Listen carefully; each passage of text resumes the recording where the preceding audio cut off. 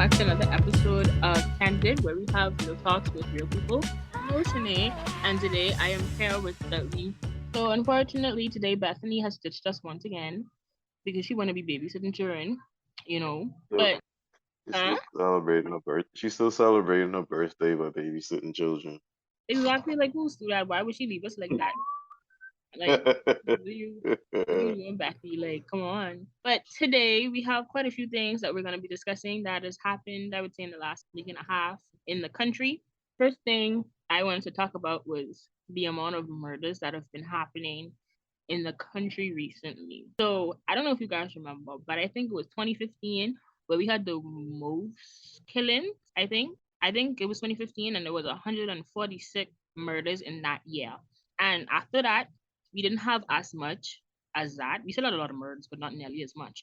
So based on a report that was given, it was said on Eyewitness, murders have been up 30% compared to last year. And apparently, in 2015, up to July 3rd, there was 75 murders. And up to July, was this July? Yeah, and up to July 3rd in 2022, we had 74 murders.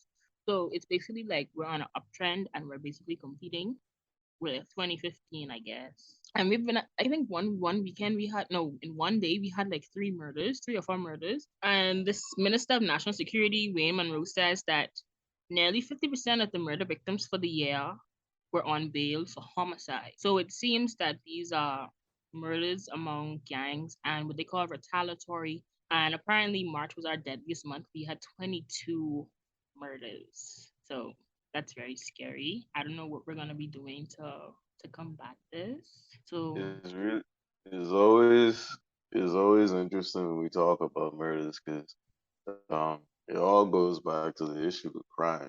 Because I think we have this new urban renewal idea that we have coming out soon, but it's always like, crime is a very difficult thing to solve. But the fact that we have people getting to the point where it's like, yeah, bro, you gotta die is insane to me. It's like, that's how far we gotta get. Death. Y'all can't, y'all can't just fight each other. A little fist fight or talk. What happened to talking? it seems that everything is resulting in violence. And I feel like sometimes people just get killed. I wasn't killed for no reason, but the reasons that issues happen, I can't, that sounds weird. That's a weird sentence. The reason that people get into issues in the first place, like, problem would be so tiny. Like, it's really, I don't understand it. And also, there was, I know Daddy don't really like the Christian Council, but the Me? president of the council said that the murder rate is alarming and requires a multi-layered approach. He said this after 8 men were killed in a 7 day period. I think this was last week sometime. And he said, as a church, we are deeply concerned about the amount of murders and the rate of murders, which put us on track to be the highest ever. The church, in collaboration with Urban Renewal and the Crime Council, will begin a time of collaboration so that we can have some projects that are ongoing work together. So I don't really So, know what their plan is with Urban Renewal. Like, okay, are they gonna like do programs and stuff? But like, do we really think y'all like that? Let me get the thoughts. Do you really think like having like programs and new programs and stuff is gonna stop you from getting involved in crime? so first of all, I'd like to clarify, I do not have a problem with the Christian Council as an entity. I have a problem with the things that they decide to comment on and the times when they decide to take action. Mm-hmm. So so if you believe that I don't like them, it would come as a surprise that I actually agree with them on this front because I don't think that the solution, because I'm sure a lot of us would, yeah, the Christian Council said, and then our first response would be like, they're probably just telling them that, like, you got to pray about it or something. But it is when you involve people in things and you take away, a lot of times you hear that people join gangs because young men join gangs because they're looking for a place of belonging, a sense of affiliation, some people go to the point of like, oh, it's because they lack the father figure and there's a camaraderie and the people, blah, blah, blah. It's like a brotherhood and this, that, and the next. So if you forge a sense of camaraderie and whatever through community activities and constant community activities, you reduce the chances of them joining a gang. It's not going to remove the chances 100%. You could live a double life, you could do whatever. However, taking steps to actually do something is one thing to plan something. You got to do it. Faith without works is dead and all that stuff. So you got if this meetings that they have is going to end up resulting in actual meaningful community activities, then I see no problem. I see no problem with them doing it. I don't see any problem with them even saying that it's the Christian Council idea as long as, something happens. I ain't knocking it.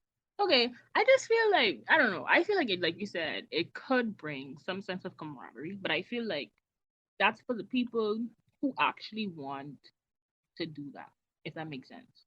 Because I feel like some people are so set on, I don't say so set because I don't know, I've never been in a gang and I've never experienced that.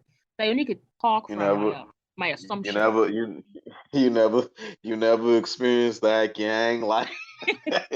No, like I only could talk from what I assume because I've never lived that. I've never been in that situation. But I feel as though like some people, I don't want to say that they can't be helped, but some people have like a mindset like this is what I want to do. And no matter what you try to do to get them out of that lifestyle or away from that or prevent it, some people just run towards it because it's either all they know or that's just something they truly want to do. So it's Well, just like, that's really a problem with rehabilitation. Like there are some people that you can't rehabilitate. If they trying to do community programs and stuff like that, they trying to prevent. That's like an action towards prevention. So they trying to stop people from coming to the conclusion that their only option is to go back to the streets. They're trying to talk because I mean, if you try to target a 30-year-old man and be like, hey, come play ball with us. They might be like, I can't play ball with you because somebody from the opposite gang might pull up there and shoot me. So, it's more effective to go after kids and younger people, which it seems like what they're trying to do. well, since we're talking about, I guess, I don't want to say, they will be talking about murder, so we should say. But this is apparently infant mortality and child death rates have spiked, according to the health minister, Dr. Michael Darville. And I am looking at this article, right? And this is Mhm. saying, I think he's trying to associate the deaths of infants and children under 14 to COVID-19, but it's not really clear because the Uh-uh. article says that it says that the infant mortality rate ranged from 14% per live births in 1998. And for the data between 2018 to 2019, the infant mortality rate is somewhere between 17.5% to 19.4%. And he said this is alarming and is a matter of urgency, right? Mhm. Then the article jumps and says Darville also reiterated that the government has secured more than 24,000 doses of Pfizer pediatric vaccine through COVAX. But the year 2018, 2019, we didn't have COVID. So how we get jumping with COVID? Asking thinking. I'm confused because I don't know if this is just the way that the reporter wrote the story or if this is genuinely like what how the conversation went. I hope this isn't how the conversation went. It says that only 49.3% of the total population has been vaccinated, and that more than 347,742 doses of COVID-19 vaccines have been administered since March 14th. Mhm. And this includes the first, second, extended, and booster doses. I was supposed to get my booster dose and I never went. No, it'd be like that sometimes. You see a Yeah, you but could be okay. but yeah, no, I mean, it's kind if the way that it went was that I'm sure, I'm sure that there was a notable amount of children that may infants that may have passed due to exposure to COVID conditions, but I don't think it would have. And I it was don't think like it would have been enough to, gentle. yeah, like by a whole. I don't even think it would be enough to be a whole percentage point, because even though children get sick very easily, their system is also very adaptable. So they try, so their body kind of like it's like, oh yeah, I'm sick.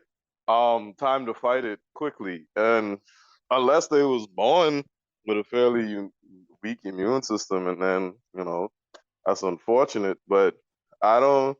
I don't know. I mean, infant mortality is a very complicated thing because children so complicated. I want everybody to look this up. There's this thing called sudden infant death syndrome. Like your child can literally be healthy, happy, laughing, giggling, whatever. And then when you wake up the next day, For it me. just they're just dead. For no explainable for no explicable reason. Nothing going on. You ain't do nothing wrong. You was going to the doctor every on time, every time, taking the medicine. You got them all their shots, and then all of a sudden you woke up and the child was dead. So children are very stressful. However, I don't know. The idea that it was like, yes, COVID, it made it rise by like 2, 3 points. It's like, I don't know, But doc. You gotta I, show me a little bit more. yeah, and I was just like, I don't see the correlation because that said 2018 to 2019. So I'm like, so how are we relating How this to many? COVID-19? How many of us had COVID before COVID was a thing? Remember, man, I remember. I remember pre-COVID. Remember when everybody got sick? Like December 2019, everybody Yeah, got sick, and everyone and got then the flu. COVID came, and then And it was COVID like I came had in a COVID couple in months, December. and it was like, man, I sure I did have COVID that first time when Yeah, when everybody. But it was kind of convenient though, because COVID come after a lot of people. I mean, everybody got sick. You couldn't go like 2 steps without finding somebody who had a flu or whatever. And then and then turn around and it's like, boy, that was the early COVID. Like, what is early COVID, bro? like what are you talking about? Yeah, like what is early COVID? I don't understand. That's like this. I don't understand if I mean it just really has to go to the question of how are our medical facilities being taken care of if we're noticing a steady rise in the deaths of infants over years when we didn't have a pandemic. I agree, and I feel like it's so much factors that goes into infant mortality in terms of conditions in the hospital, conditions of healthcare, or like across the board. Because we could, I don't want to overtly say, but generally across the world, it's normally if you have private insurance, you sometimes get better care than if you got public insurance. I ain't saying it's the case everywhere, but I don't want to say it's the case here, but we're just throwing it out, right? So I feel I like think we could I think we could safely say that if you could afford to go to doctors, you have a better chance than if you have to go to PMH. or even PMH private. Like I no didn't even know PMH had a private section. yeah, they assure you that like, because I spent time in the hospital in private and I had my grandfather in public at some point in my life, not shortly thereafter. And the experience is completely different. And I feel like there needs to be something to close that gap in healthcare. I'm not saying it's every situation, but from what I've seen, there is some disparities in healthcare in our own country, and that can play a role in infant mortality.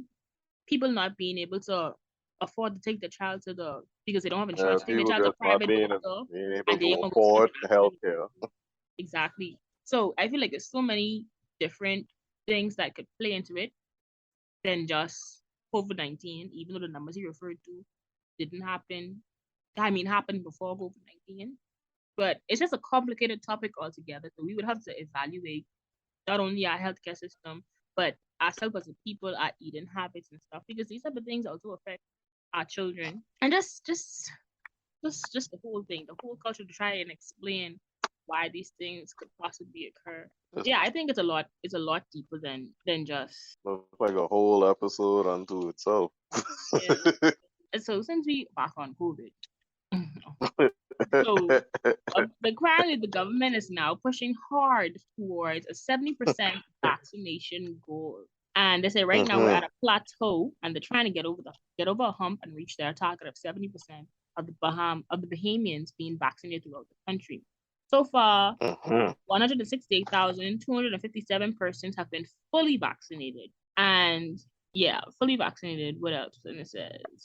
And it says the Bahamas third wave had the longest duration and goes on record of having up to about 42% of the patient caseload in the hospital and the highest human cost with a mortality rate of 138.4 per 100,000 persons. So there's that. And they said that the direct cost of the public hospital authority was 88.6 million, and the Ministry of Health just over $31.5 million.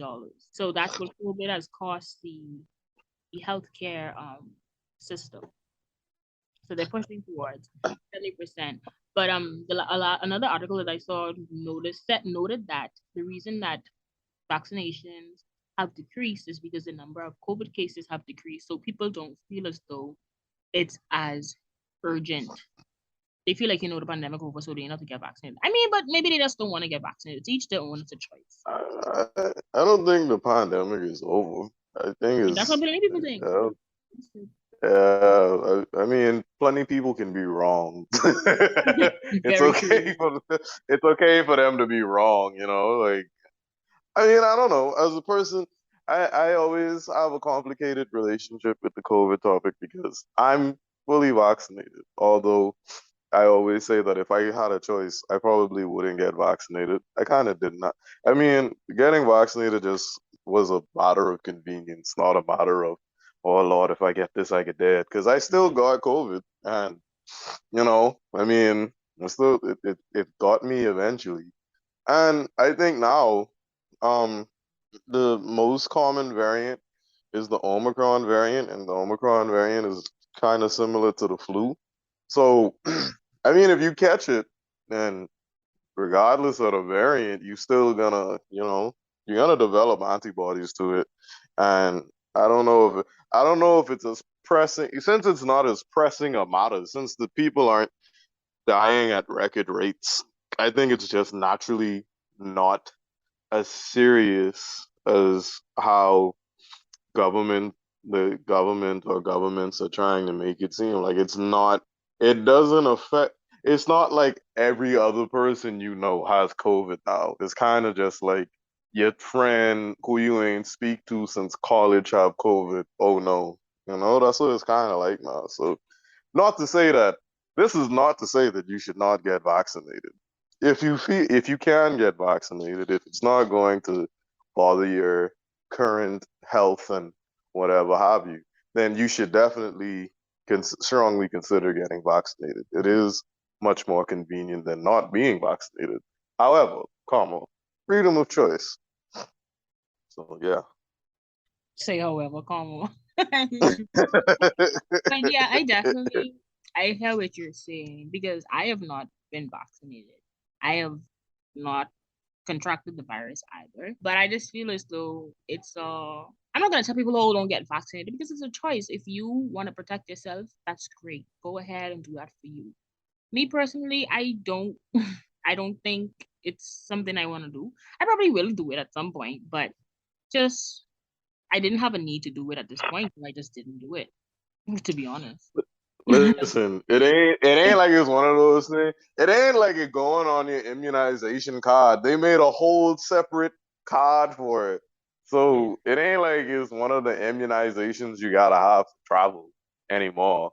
So it's kind of like they've made it more optional than before.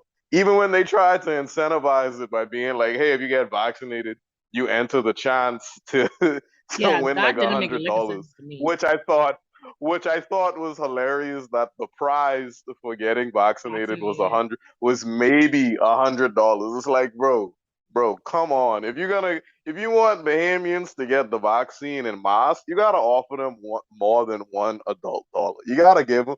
Now, if you'd have say like $1,000, I would have been there like, now hold on, I'll get vaccinated again myself. Oh my god. What? Like I'll get a vaccination again. I'll get vaccinated 3 times if it increases my chances of getting $1,000. But I $1,000 for nothing. yeah, but I feel like that whole thing was kind of wrong because it's almost like, let's be honest, a lot of people in the Bahamas, the average Bahamian doesn't have, I think I saw a study said that doesn't have $500 in their bank account. I feel like it was wrong to Incentivize. yeah, incentivize a vaccine to get outcome that you want, because it's like you're giving people are now in survival mode, and it's like you are using money to get people to do what you want to do. Okay, other countries are striving towards 90%, 80%, 100% vaccination rates. You're trying to do the same thing. You want to meet a goal. So in order to meet your goal, okay, I know a lot of Bahamians are suffering, so I'm going to offer them money. And a lot of people in that case may have felt as though they didn't have a choice. And I feel I always felt that whole thing was kind of weird, and it's not something that if I was the government that I would have done, because I don't feel like it was morally correct. But hey, to each their own. But did they I actually do that mean, though? Did they I actually did like give people I money? I did not keep up with that because I just found it laughable that we were offering people a hundred $100. dollars. My thing is this. My thing is this, right? First of all, whoever did the study about most Bahamians not having $500 in their bank account. First of all, stay out my business, please. Second of all, second of all,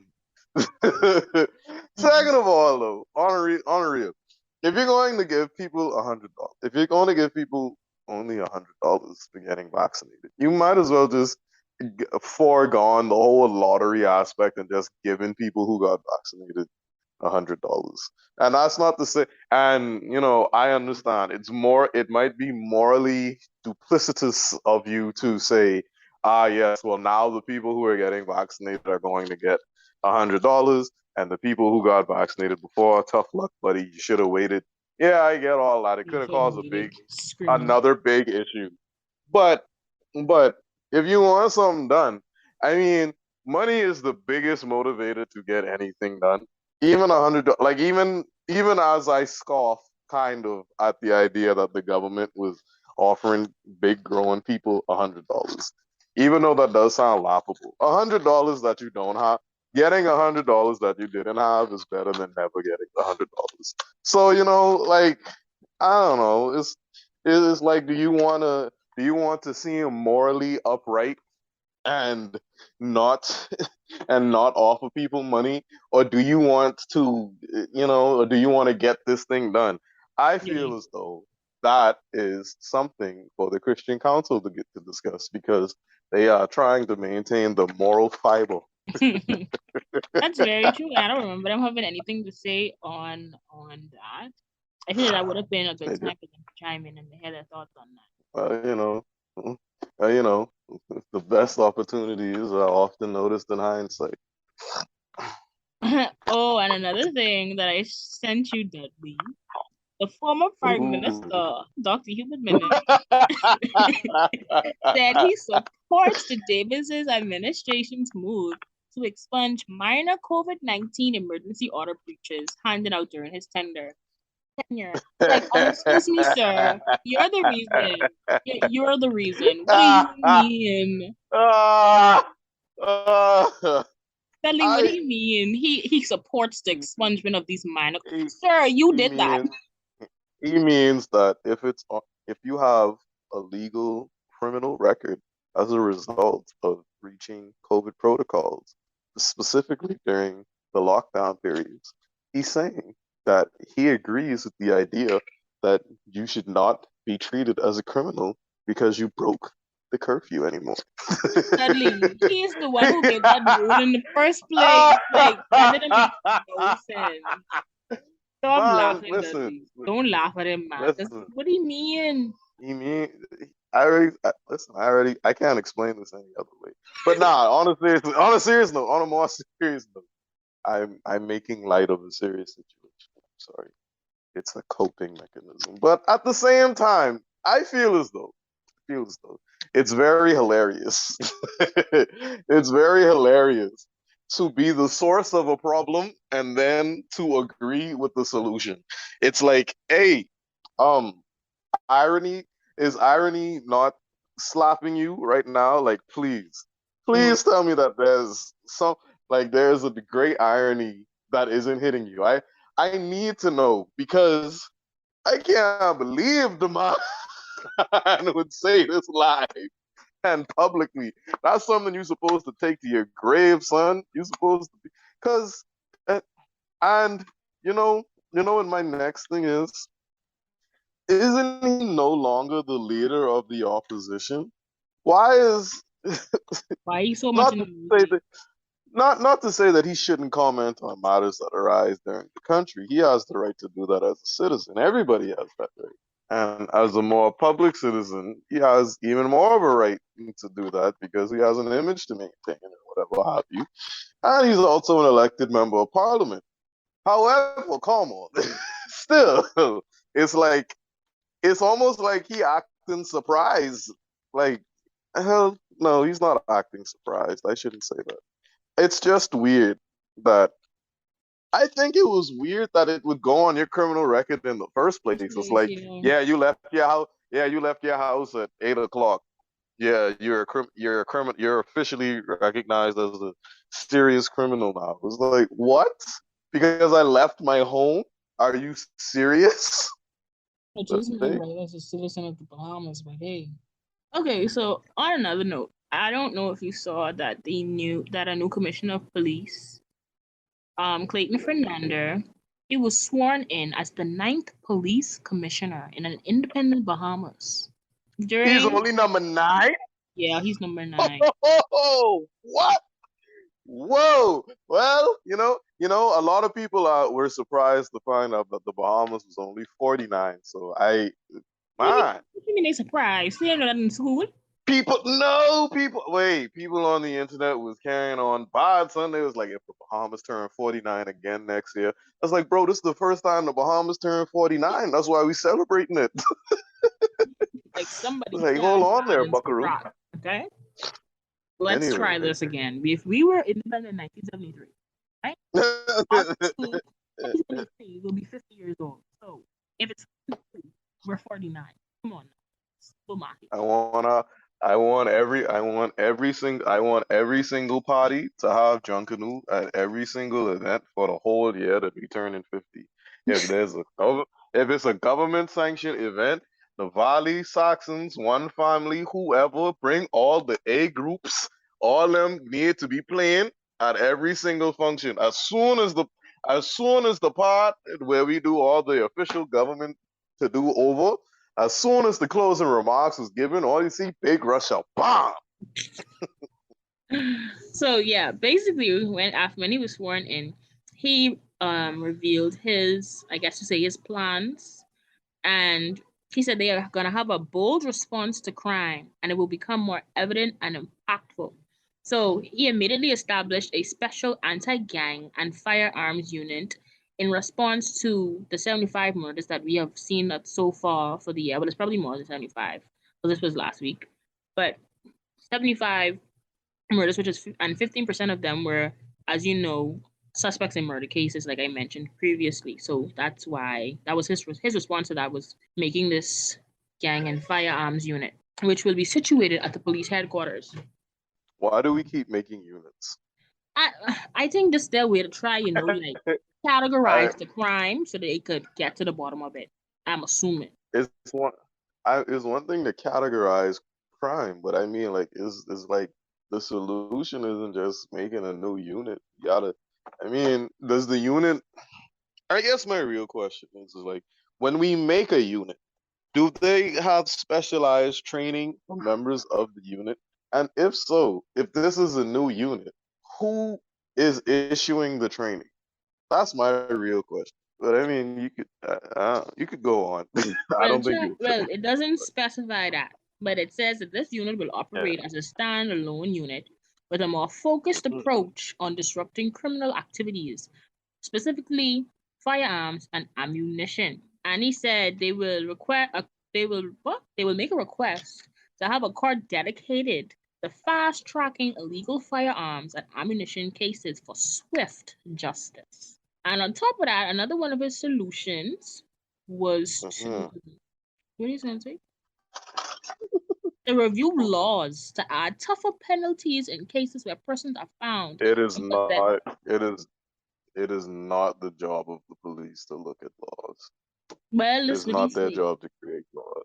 He said, we want to review the laws to add tougher penalties in cases where persons are found in possession of an illegal weapon and use what? And the use of a weapon in commission of an offense. And he said, tough times call for tough measures. I like So, how you saying it like using so like trying to make it like trying to make what he sound even more like bombastic, but it's like, all right then, buddy, we've heard this one before, you know. he said, and they would Uh, also have a monthly meeting with all law enforcement heads to exchange ideas about crime fighting. They will also create a domestic violence unit that will have officials from social services, religious leaders, and private entities. And what else he say? how do religion? Well, I know. this is not a knock on the Christian Council, even though this could definitely sound like one.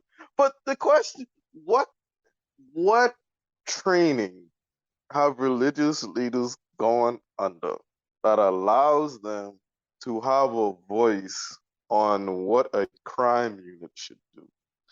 I understand if you want them for therapy purposes or like to talk to the criminals about their faith or whatever, but in establishing the unit or in having meetings with the unit, what does the religious person do?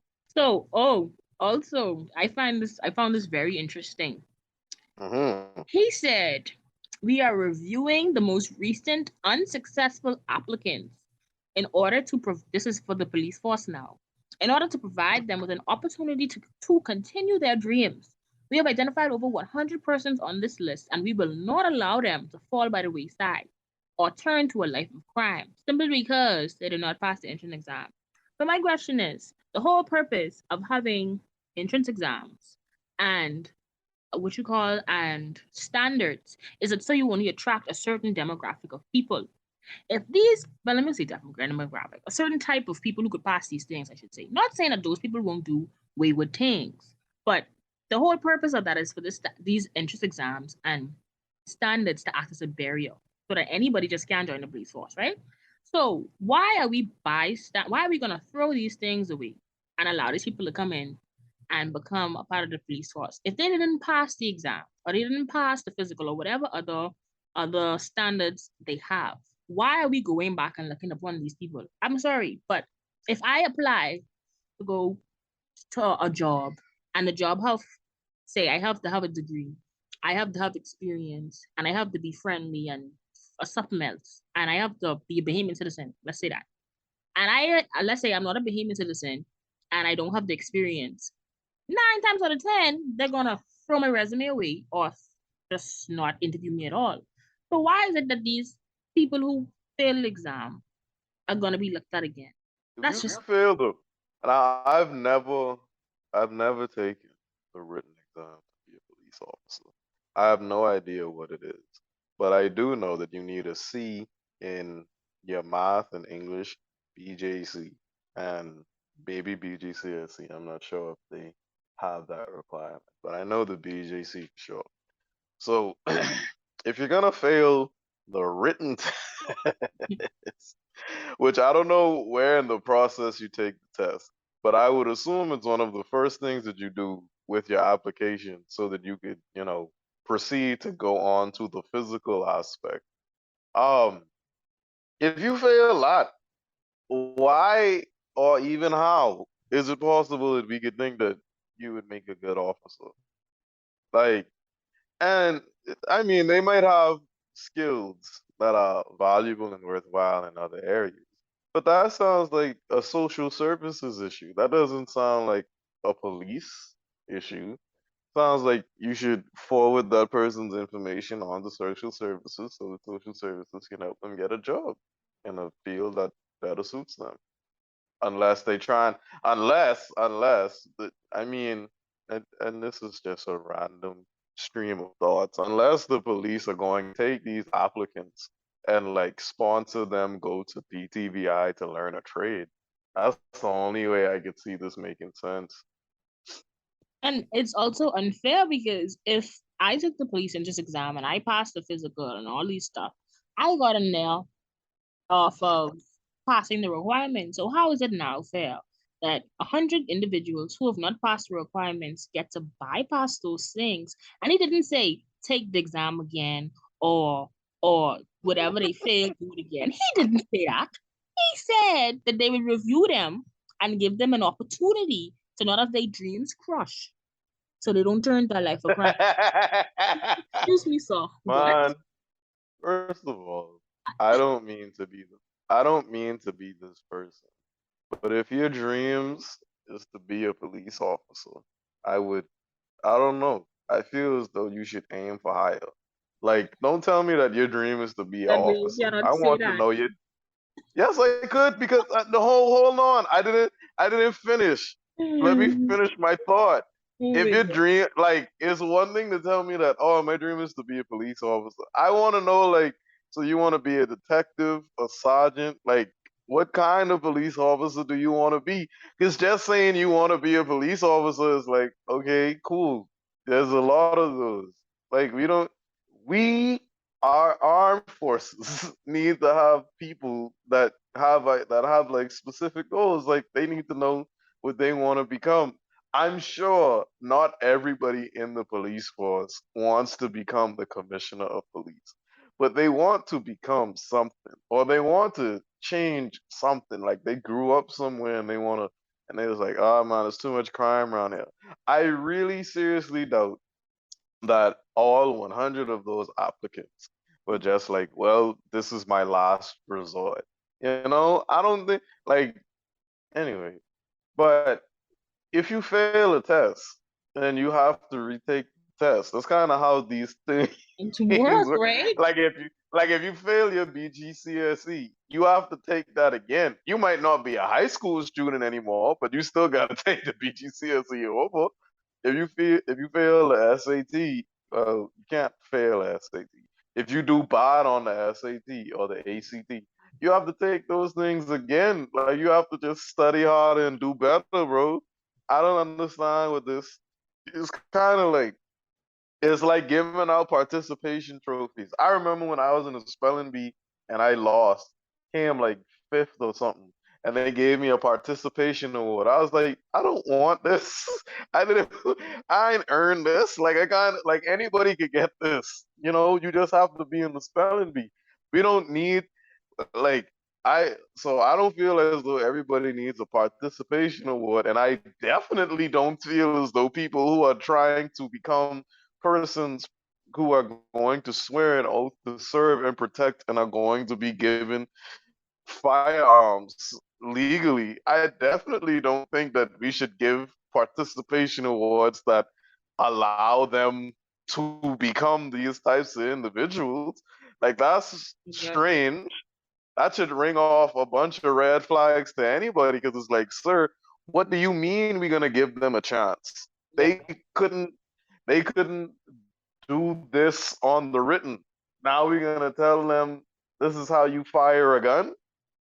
That don't seem right. No, it don't. And that's why I say, like, maybe I am interpreting it wrong.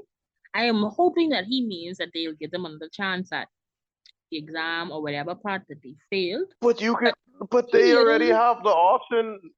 That's already an option. If you fail the test, you could just take it again next time they hold give out the on. test. What he said, hold on. He said we will not allow them to fall by the wayside or turn to a life of crime simply because keyword here, simply because they did not pass the entrance exam. Excuse me, sir. If I don't pass the entrance exam to go to school, I can't go, right? What do you what do you mean? Like, if you failed your first choice college, you better hope you pass your second or third Like, choice. why are our standards so low for these things? And these are people who are supposed to, like you say, protect and serve our country. And then when we criticize these agencies or these organizations, government organizations, they they tend to get upset at the citizens. But my thing is, it's obvious that you always pick up anybody off the side of the road because he literally just said that. So You so you tell me that I can't say you can't just be a police officer, but you just can say government agencies picking people up from the side of the road. But no, I mean I get your passion. I understand. I can understand where you're coming from. But it's I mean, out of all the jobs, out of all the jobs in the world, in the Bahamas, I should say, out of all the jobs in the Bahamas that shouldn't just be, uh, you know, you failed, but we could give you a chance anyway. I feel as though being an armed officer, like that's a lot of responsibility. That's a indeed. lot of responsibility to own a gun. Like Yep. just being a citizen and being told that you could own a gun. It's a pretty, I mean, in the Bahamas, you have to go through a pretty extensive process. You got to get background, they got to do a background check. You got to buy a safe. You got to have the safe in a place that's away from kids and all that stuff. But if it's easier to become a police officer than to buy a gun, then I think that we failed somewhere along the lines. Yep, definitely. So that was a very interesting and insightful conversation. We hope that you guys enjoyed this episode of Candid. You can follow our socials at Candid242 on Instagram and Facebook. So we'll see you next week, guys.